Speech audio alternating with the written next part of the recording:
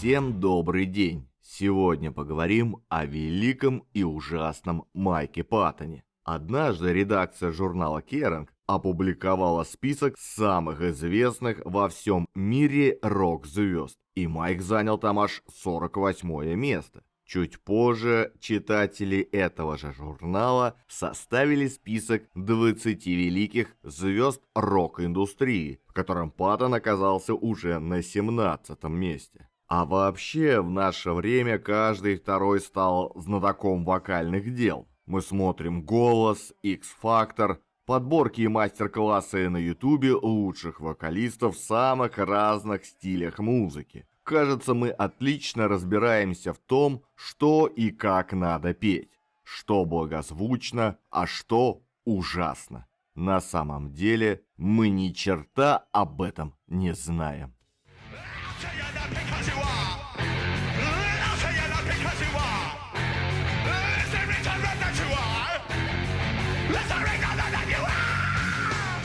Майк Паттон родился в 1968 году в небольшом городке под названием Юрика, Калифорнии, в семье социального работника и учителя физкультуры. Дом Паттона был строго светским. В начальной школе он был хорошим учеником и спортсменом, но у него было очень мало друзей из-за его сосредоточенности на получении хороших оценок. В качестве спасательного клапана он регулярно просил родителей отвезти его в кино, где он тайком смотрел фильмы ужасов и «Звездные войны». И саундтрек к последним оказал на него глубочайшее влияние.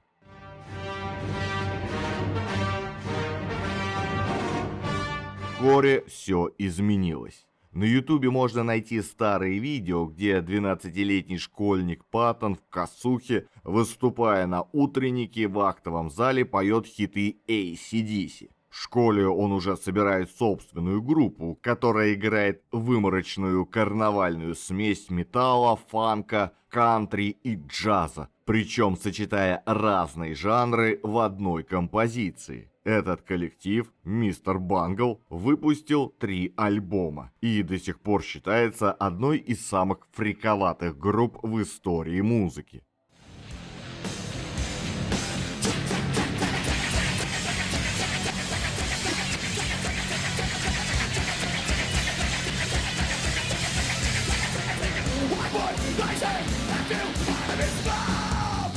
Одно из поворотных событий в биографии Паттона произошло в 1988 году. Благодаря удачному стечению обстоятельств в 21 год Майк Паттон стал вокалистом группы Faith No More. После концерта группы Майку удалось пообщаться с участниками коллектива и дать им прослушать свои записи. Коллективу так понравилась музыка Паттона, что они уволили своего фронтмена и пригласили на его место Майка. С этого момента дела группы пошли в гору. Интересно, что первый их альбом, где принимал участие Паттон, первые полгода продавался из рук вон плохо, но потом неожиданно попал во все хит-парады, а некоторые синглы не только стали нетленками, но и стали по сути первыми мировыми хитами в жанрах нью-метал и рэп-метал.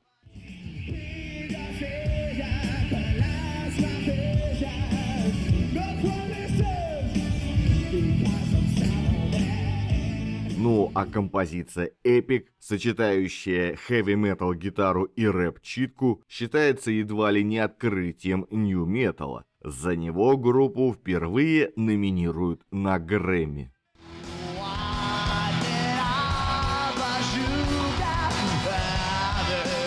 Далее группа записывает альбом, крайне разнообразный по звучанию и богатый на хиты. На нем уже слышно влияние Паттона на группу, и это совершенно другой звук. Этот альбом считается самым влиятельным альбомом всех времен по версии журнала Kerrang, при том, что официально он разошелся тиражом всего 3 миллиона копий по всему миру.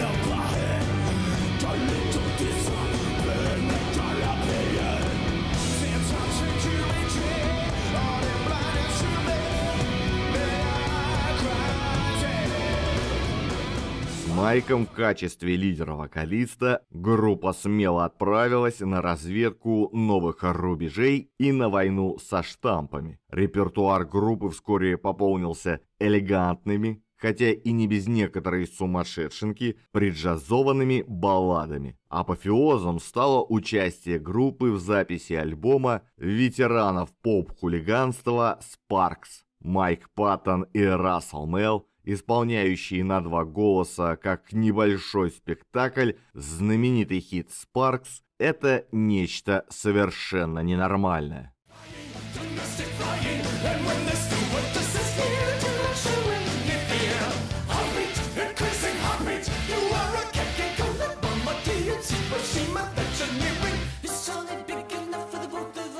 В 90-е оформляется его сценическая манера. На выступлениях Паттон ведет себя как умалишенный. Полный контроль над голосом и полная якобы раскоординированность движений, которая на самом деле координация в высшем смысле. Залезть на съемочный кран с микрофоном в зубах, не прерывая исполнение. Поедать шнурки сброшенного из толпы ботинка, а потом выпить из этого же ботинка. Заставлять секьюрити носить себя на плечах, путаться в проводах и падать. Охотно демонстрировать на камеру половые органы и бесконечно балагурить. С каждой последующей пластинкой группа все больше экспериментирует со звучанием, однако продажи падают, и трения в коллективе приводят к распаду группы.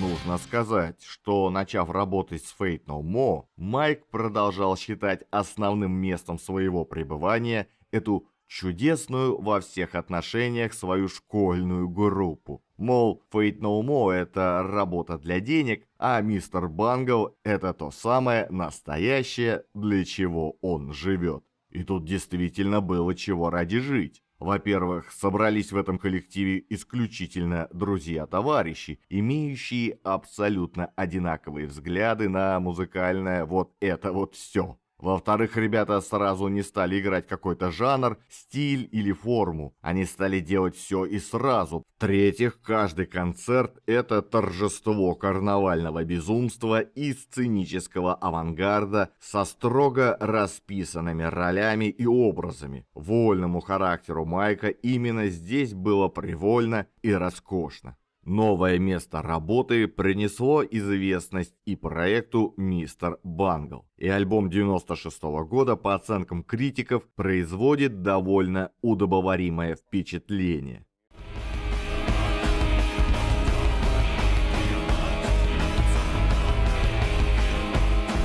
В том же году выйдет и первый сольный альбом Майка, который был записан им в гостиничных номерах во время турне с Faith No More. Он состоит из голосовых изощрений без единой ноты музыкального сопровождения.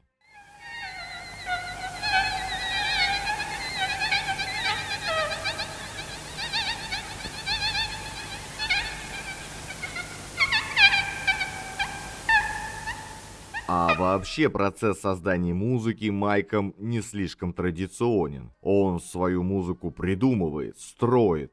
Он рисует ее на бумаге. Он продумывает все музыкальные события до мельчайших деталей, а потом записывает дома демо-кассеты. Ну а в 97-м вышел второй его сольный альбом.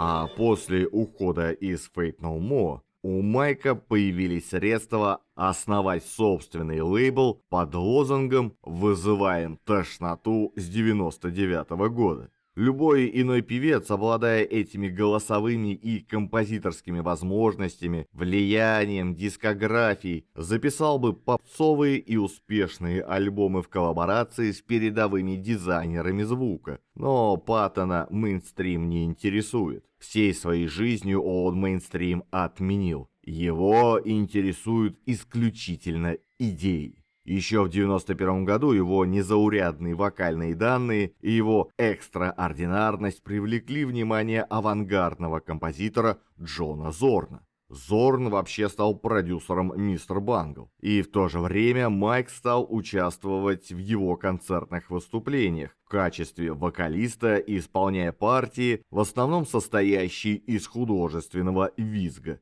Кроме того, он также выступал в качестве приглашенного вокалиста на некоторых сольных альбомах Зорна. В новом тысячелетии основной формой сотрудничества Паттона и Зорна является так называемый Moonchild Trio, исполняющее минималистический металл.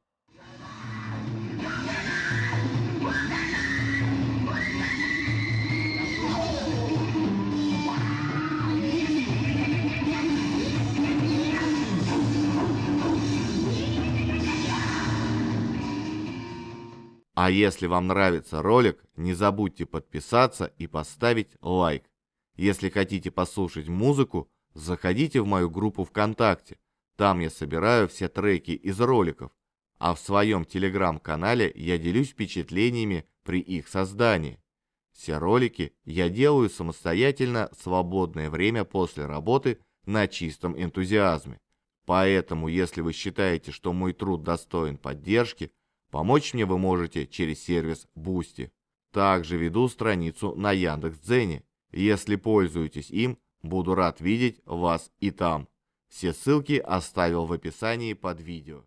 Вообще, после распада Faith No More Паттон сочинил множество композиций, которые не подходили по стилю его основному проекту Мистер Бангл. Вот что Майк говорит об этой музыке. Очень быстрый, хардкорный материал смеси с некоторым количеством шума, абсолютно лишенный импровизации, структурированный до мозга костей, при этом структуру музыки достаточно легко забыть. Она не подчиняется привычной схеме с куплетами и припевами. Для того, чтобы записать эту специфическую музыку, он явил миру новое чудо – команду Фантомас, в состав которой также входят Базз Осборн из Мелвинса, басист Тревор Дан из Мистер Бангл и барабанщик Дэйв Ломбардо из Слэйра. Альбомы этой команды то ли попытка записать, как звучит одноименный комикс, то ли попытка передать шум джунглей, телевизора, будильника, мультипликации. На самой понятной пластинке группы это странные, чудовищные попытки разобрать и собрать заново саундтрек классических фильмов. Паттон и компания переосмысливают, искажают, находят скрытое нутро заглавных кинематографических тем. На данный момент дискография группы насчитывает 4 альбома, каждый из которых содержит общую идею, связывающую композиции альбома в единое целое. Группа продолжает свою творческую деятельность и на сегодняшний день.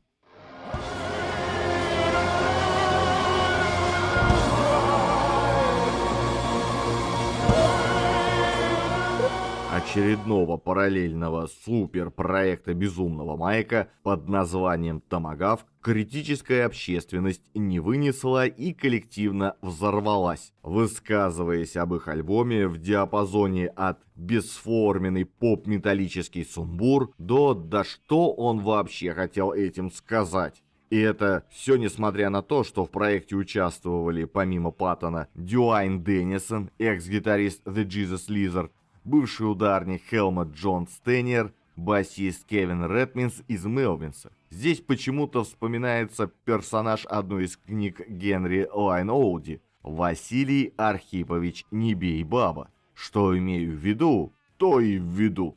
Поняли? Не поняли? Майку не привыкать.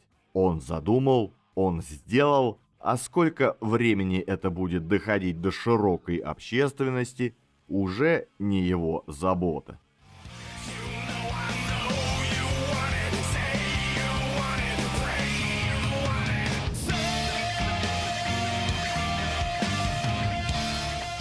2000-м андеграундный продюсер Дэн Накамура создал проект и пригласил в него Паттона в качестве одного из исполнителей вокальных партий. Единственный альбом коллектива был издан в 2001. По факту, это толпа андеграундных электронных музыкантов, работающих в разных жанрах. Но в целом это великолепный трип-хоп с жирным саундом и складывающимся просто в эдакий аудиомюзикл о любви, ненависти и прочих радостях жизни, происходящих между мужчиной и женщиной. Майк же здесь поет роль мужчины. Для фанатов тяжелых проектов это было форменным откровением, порой вызывающим у них отвращение. Но у истинных ценителей этот проект ничего кроме восторга вызвать не мог.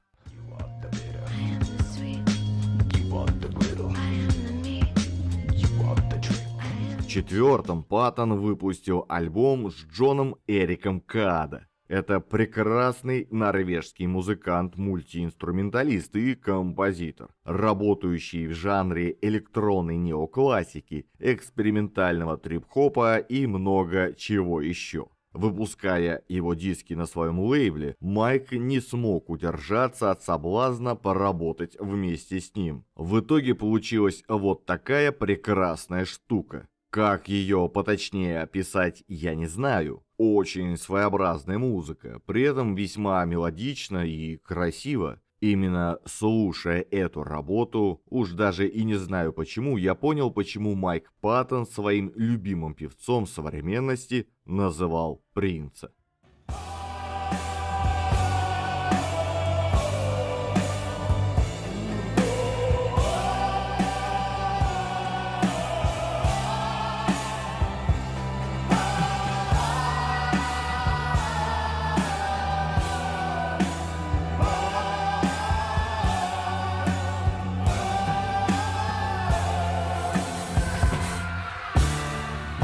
В 2005-м он сотрудничал с хип-хоп-диджейским трио, чтобы выпустить совместный альбом. В одной заметке, которую я нашел на просторах бескрайнего интернета, было сказано, что до этого рэп был полная фигня, а вот когда за дело принялся товарищ Паттон, то тут все поменялось. Ну, как минимум в рамках одного релиза уж точно. Сама тематика альбома уже располагает эдакий стёб над гангста-войнами, перенесенными в канву реальных войн. Ну, а музыкальная составляющая просто на высоте. Чего стоят только скретчи в сопровождении знаменитого паттоновского гортанного писка. Коллаж из старых кинолент, военной пропаганды, шума улиц, радиошумов в сопровождении многогранного голоса, а местами даже и вокала Майка создает прекрасную атмосферу.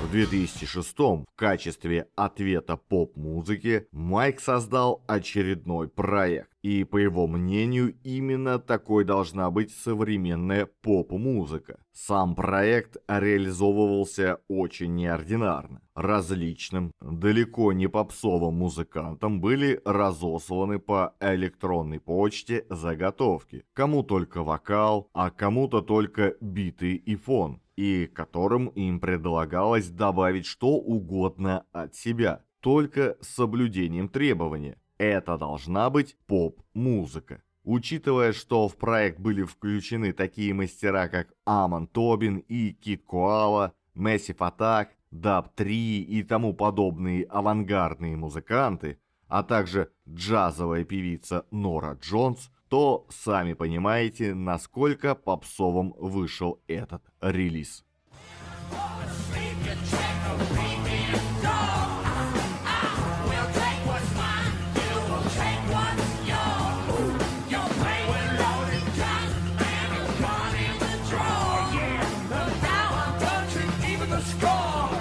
Come on, tell them about it.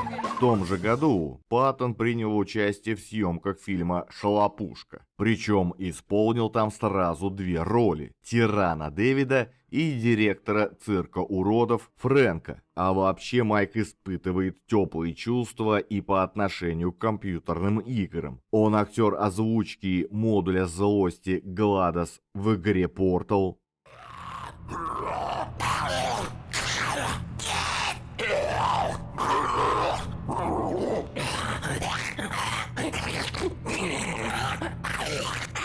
Помимо этого, он озвучивал зараженных мужского пола в игре Left 4 Dead, а также мутантов в фильме «Я – легенда».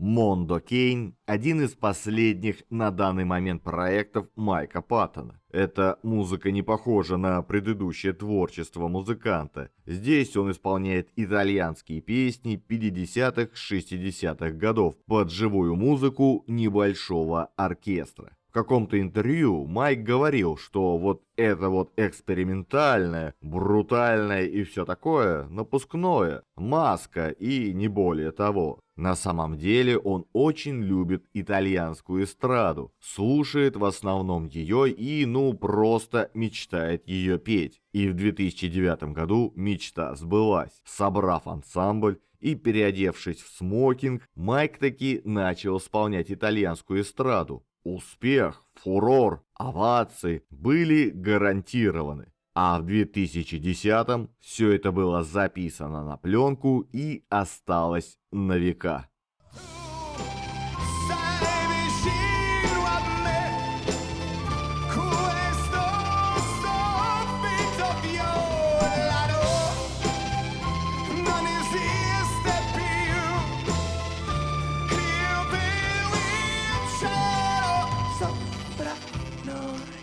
К этому времени стало очевидно, что фанаты Faith No More хотят объединения музыкантов, и в 2009-м это случилось. Ребята объявили о реунионе и отправились в тур. Концертная деятельность продолжалась до 2012 года, после чего музыканты взяли небольшую паузу, чтобы собрать мысли воедино, а также заняться студийной деятельностью. И вот в 2015 году выходит последний на данный момент альбом проекта. Он вышел довольно крепким и запоминающимся релизом. Плюс ко всему, весьма хорошо здесь сыграло чувство ностальгии и определенной творческой недосказанности, которую Faith No More оставили после распада в 90-е. После этого немного концертной деятельности и вновь творческий перерыв. Как отметил Паттон, если что-то и произойдет, то это случится естественным путем, когда музыканты взвесят все «за» и «против».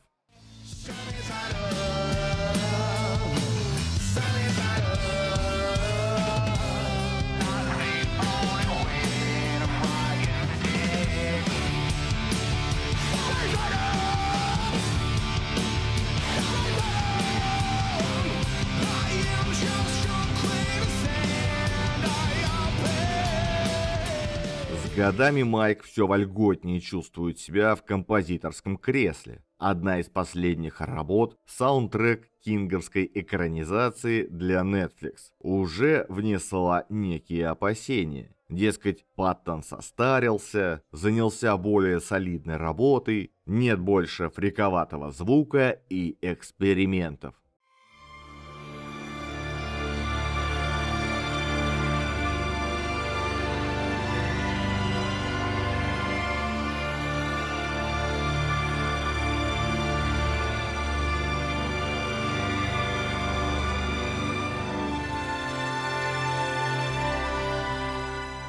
И он легко эти сомнения развеял, став певцом в группе Dead Cross. Этот проект Майк не инициировал. Его сюда пригласил его старый приятель Дэйв Ломбардо. Сразу было ясно, что пацаны будут рубить мясо. Мясо действительно было нарублено, но в целом получилось весьма себе вкусно. Мне предложили петь панк в 50, говорит Паттон, подтягивая Red Bull. Я согласился через 15 минут.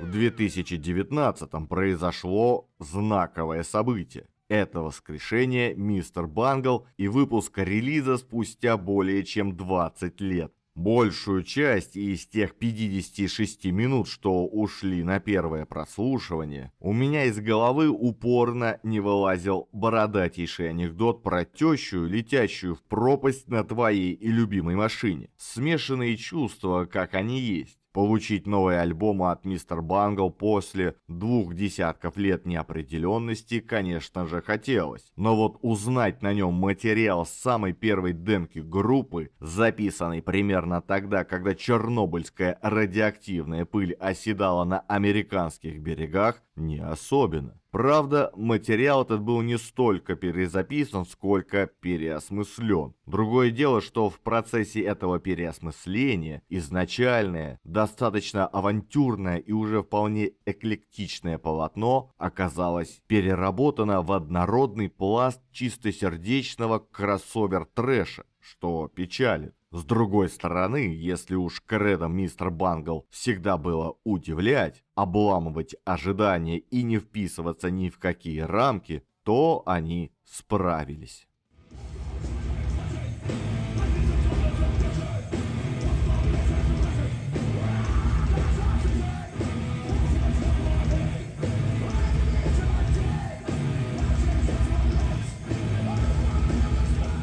В наше время освоить любой инструмент, в том числе и голос, становится все проще. Вокруг огромное количество кружков, студий и курсов. Вокруг полно людей, желающих и умеющих учить. Вы можете получить инструмент, над вами будут работать настоящие профессионалы своего дела, но создать что-то новое, небывалое и свое может по-прежнему лишь тот, у кого помимо средств есть искра. Для одной песни Паттон мог записывать множество дорожек, от балаганного хохота до художественных визгов в 3-й и 4-й октаве. Наш герой может похвастаться диапазоном в 6,5 октав, что по подсчетам портала VVN Music первое место в топе лучших вокалистов. Если вы не знаете, что это значит, просто найдите фортепиано. У него 7 полных октав. И если ткнуть пальцем в любую клавишу, скорее всего, Паттон ее пропоет. Кажется, он владеет любой вокальной техникой. Эстрадное пение, квазиоперный вокал, тувинское горловое пение, гроулинг, скриминг, крунинг, визги, шумы, неординарный скет, битбокс и так далее. Все это богатство пропускается через огромное количество примочек.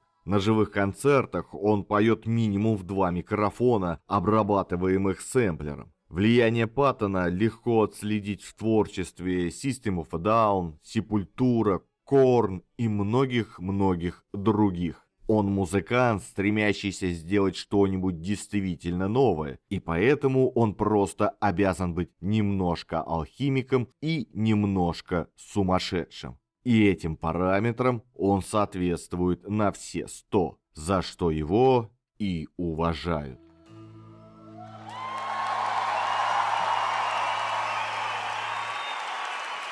Gracias de nuevo.